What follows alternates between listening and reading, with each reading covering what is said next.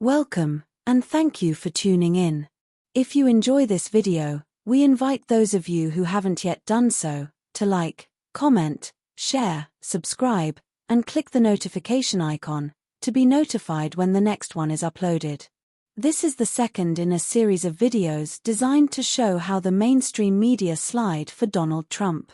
They worked hard to make him president and are now working even harder to keep his presidency airborne.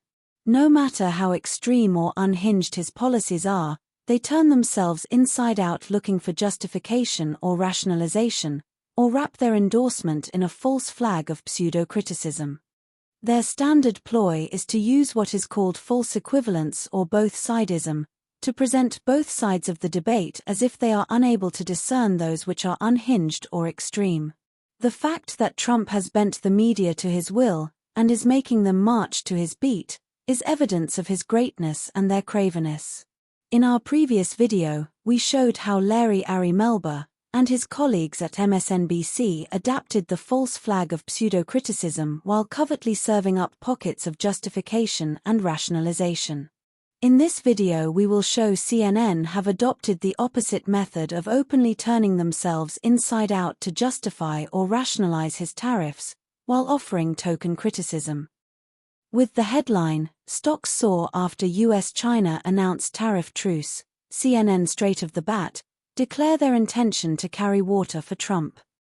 The next clue is in the title of the video clip, "It's Not a Win."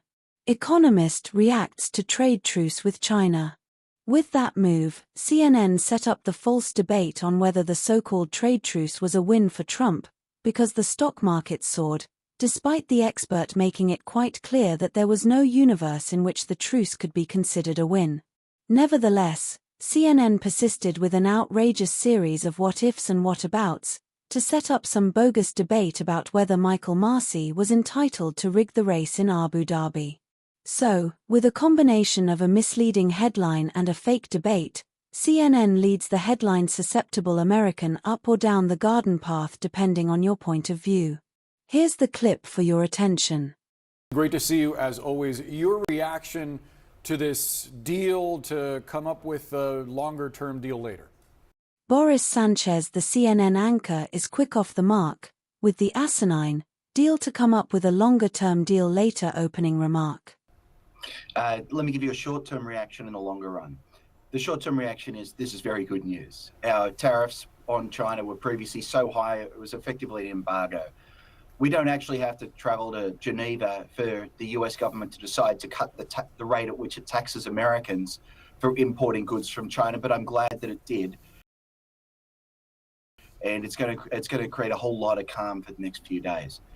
The medium run thing to worry about is, at the moment, the half-life of a tariff announcement from the White House is around 6 to 8 days.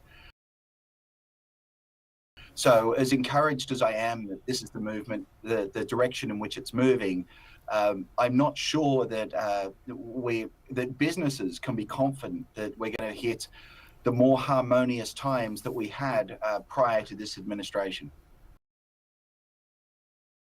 The director of the National Economic Council, Kevin Hassett, says that China made certain concessions when it came to allowing U.S. exporters to enter the Chinese market, or certain aspects of the Chinese market. I wonder what you make of that. Is that a win that the White House can point to justify levying these tariffs to begin with? Oh, it's not a win. And it's not a justification, but more to the point, when the White House says we got some concessions, but I'm not telling you what they are, they told us this about the Britain-UK deal, and it turns out that the UK-US deal, that was actually not a deal. It was an agreement to have an agreement at some point in the future. So if it's not written down and signed and they're not willing to show us that, then I'm not sure I believe it. I do wonder what you think might make some of these tariffs worth it. In other words, what your guideposts are for justifying the trade war that this White House has launched, if they do, in fact, make it so that supply chains are reconfigured and the U.S. is less reliant on China, as Treasury Secretary Scott Bessent is suggesting the administration will continue to pursue. Do you see that as a win? Boris, let's not tie ourselves up in knots trying to make sense of something that we can't make sense of.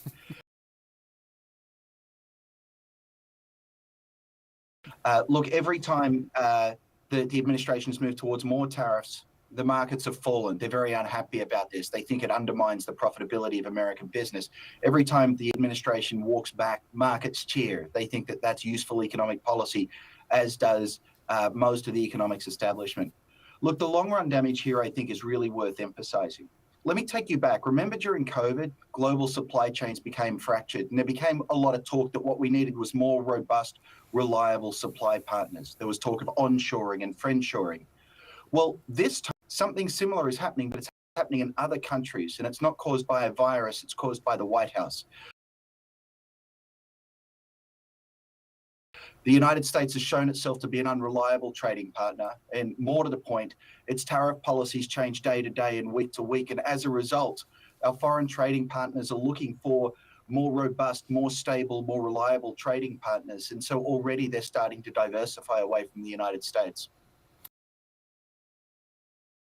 It is shocking to see how desperate CNN are to become a bargain basement Fox News, and how lacking in professional integrity their people are. Slippery Sanchez will be lucky if this interview represents the lowest point in his career or life, but the odds are he and CNN have even further to fall. He is either too dumb to realize how stupid he is making himself appear, or he is too feckless to care. If the next dozen plus deals look like what's been struck between the U.S. and the U.K. and the U.S. and China, what do you imagine this is going to do to the global economy? Is it actually going to affect some great change?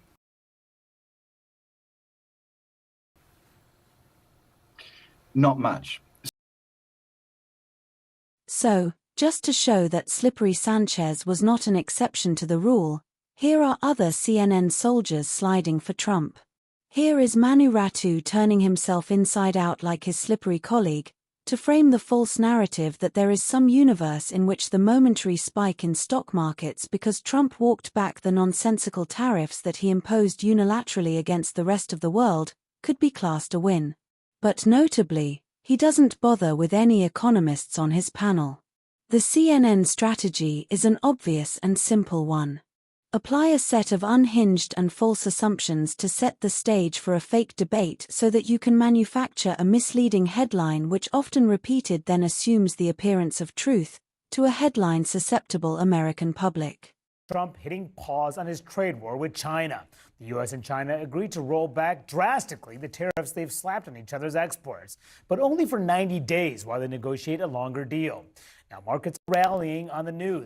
The Dow up nearly 1,000 points. Investors are very eager to see the world's two biggest economies stepping back from the brink.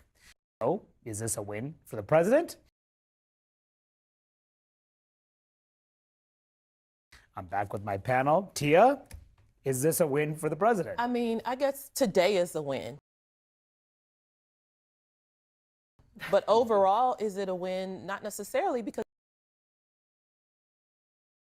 you just mentioned the tariffs on goods from China are still historically high, which means consumers in America are still paying more for things than they did previous to the Trump administration. And again, there's still so much uncertainty about what this deal will look like and what will happen after a 90-day pause. And I think a lot of people, even allies of Donald Trump, are still struggling to figure out what is he trying to accomplish with these tariffs. Is he trying to move manufacturing to the U.S.? Is he trying to bully foreign countries into better trade deals? We still don't know. I don't know how we can consider that a win. There was some certainty prior to today, which was that if the tariff remained at 145%, there was no trade, and we were certainly headed for an economic recession. Mm-hmm. That was the certainty. So I agree there is some uncertainty now, but this is clearly welcome news to the markets. Right. And obviously, this is Donald Trump trying to put forth the vision that he's had for decades about tariffs. And it's astonishingly, He and his panel sit around discussing how effective this stillborn policy has been or could be, without any sense of how badly they are coming across. Adopting what appears to be official CNN policy, they just made a set of scenarios, no matter how unhinged, to allow them to engage in the fake debate. The extent to which the media are prepared to slide for Donald Trump is a striking sign of his greatness.